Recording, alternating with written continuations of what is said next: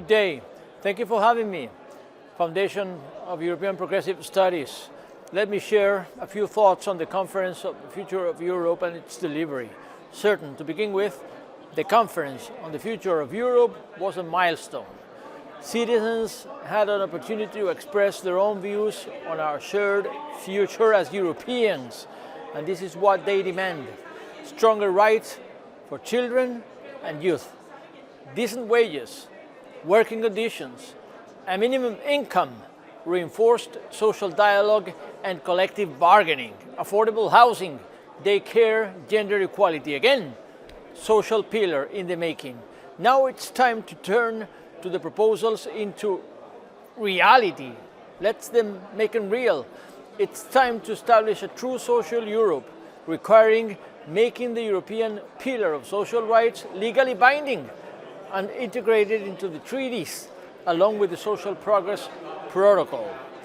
But let me be clear on this: change to treaties or a convention are not an end. They are not easy for certain, but they are not an end in themselves.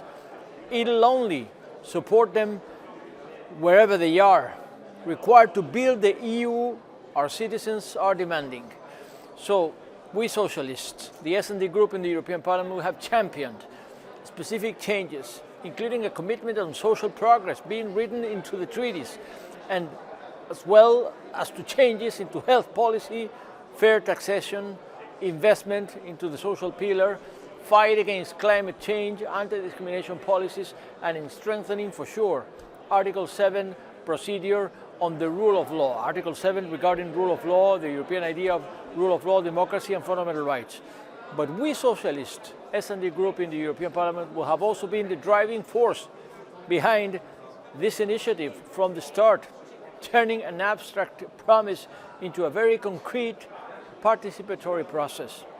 Despite obstacles, the Conference on the Future of Europe has been a real success for participatory democracy, with citizens at the heart of process, civil society, social partners involved in every step of the way.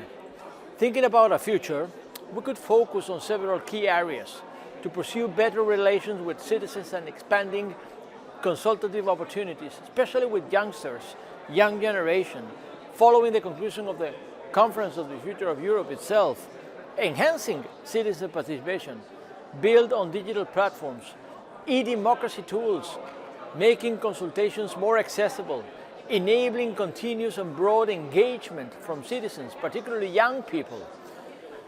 We could focus also on promoting the use of e-voting, online consultations, digital forums to allow for broader participation, democratic participation, particularly in areas of EU decision making. That directly impacting youth, such as education, climate policy, labor markets. Making existing tools more functional and take functionality as the precondition for new tools means dwelling on existing e-tools, for sure, such as European Citizens Initiative, the so-called ECI, and online EU public consultations having a great potential, but are hindered by their complexity. The European Citizens Initiative should be better promoted and made more user-friendly through clearer, proportionate, more flexible requirements regarding admissibility, quorum, personal data, concretely through better online signature collection system. Online EU public consultation would benefit from using similar formats and better organized web pages, as well as clear information on what happens with citizens' feedback and where they can find good results, where they can actually find good ending. By doing so, we should make sure that nobody's left behind.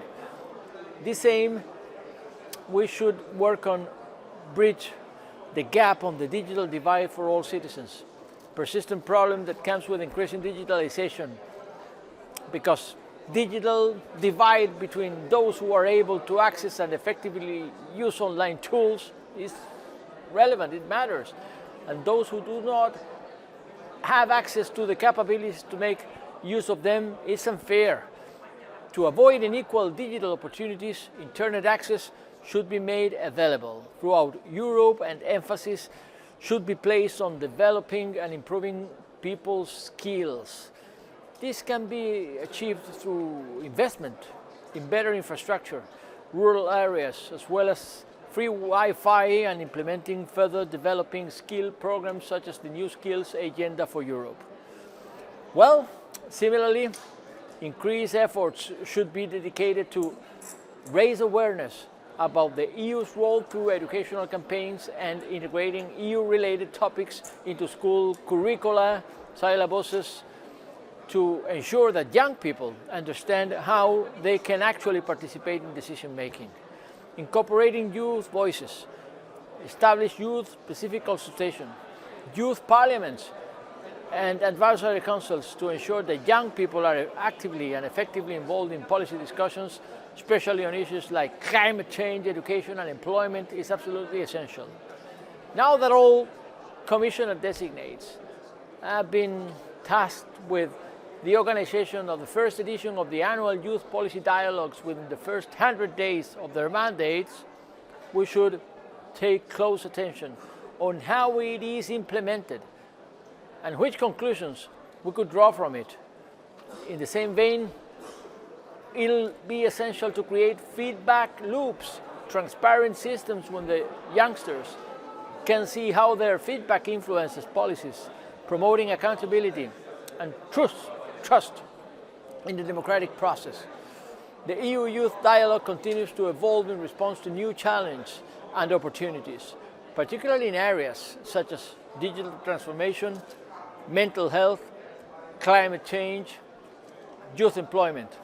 Recent dialogues have also focused on ensuring that young people from diverse and marginalized backgrounds, including LGBTIQ+ youth, disabled youth, and refugee youth, are included into this conversation of us.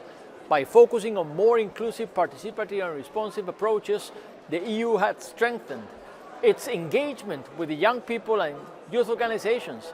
The structured dialogue combined with digital tools and increased tools to youth leadership has created more opportunities to young people to contribute to the development of the EU policies and actions. This ensures that the young people concerns, from employment to mental health to sustainability and better reflected in EU decision-making, is also taken into account.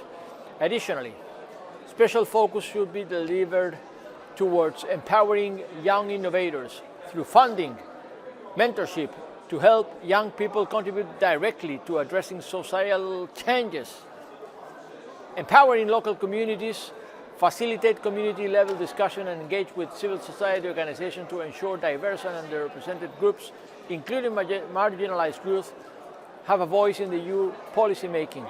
Mission's letter to all commissioners designate include a reference of being more present on the ground, more often and in more regions. President of the European Commission, Ursula von der Leyen, has tasked all commissioners designated with missions of visiting member states regularly, go local, visiting places, meeting Europeans from across our union, including cities, rural areas, sparsely populated areas. This task is also essential. We should pay attention to this task and its fulfillment along these forthcoming 4 years, 5 years to go. Empower local organizations, NGOs, youth groups to act as intermediaries for EU consultation should be prioritized, while ensuring that the perspective and diverse and underrepresented group are also heard. By doing so, we should promote inclusiveness, ensuring that consultations are accessible to all citizens, especially those from disadvantaged backgrounds, through measures like language accessibility and outreach to underrepresented groups. Academic and institutional partnership could also play a role in achieving these objectives. Partners with universities, research institutions could be a mean to involve young people in policy research, provide opportunities for internships, work experience within EU institutions. And finally, we cannot forget to mention the need to improve our communication. our communication channels, not only as European Parliament, but also as the European Union in all. Use clear, engaging, transparent communication to explain everybody EU policies, to explain all citizens, particularly young people, EU policies and decision-making processes, while ensuring young people are correctly and properly informed and empowered to participate. This is also essential to combat the increasing threat from the extreme right, from the far right, reactionary populism, and the need especially to counter disinformation and misinformation. By making these strategies a priority, the EU can foster stronger, more inclusive relationship with all EU citizens, ensuring that the voices of all EU citizens, especially younger generations, are properly heard and have a meaningful impact on shaping our common future. So, thank you very much for your time and wish you well.